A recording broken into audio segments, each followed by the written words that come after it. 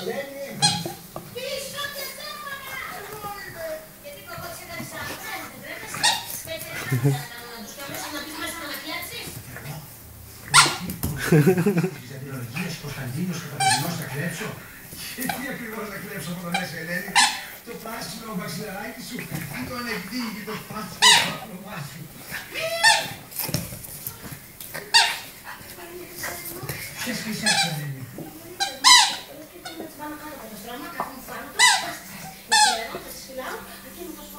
Και όταν δουλεύεις?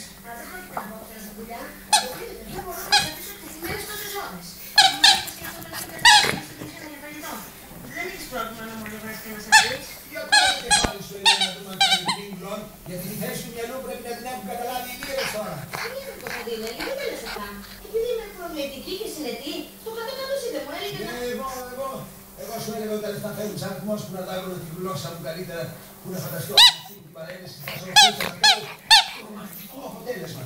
Συνάντησα τον λίγο στον δρόμο την Εσκηνία Μανταρινάκη και μου είπε ότι την ξύλωσες για να αποκτήσεις μια μπλούζα δωρεάν. Τι έσπισα? Να μου κάνεις τι κάνει, Κωνσταντίνε, που νόμιζες πως μιλάς. 10.000 είσαι αυτό το τσίπι που της πήρα. Εγώ θα σου κάνω χάρη, Ελένη. Εσύ όμως θα κάνεις τις κύριες μασούρι και να πας να κλείσεις για θέση στο σιγούρι.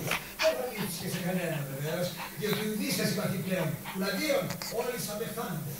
Οι μόνες φίλες που σου απέμειναν, Ελένη, είναι αυτές οι κρύες, οι γκρινιάρικες γύρες.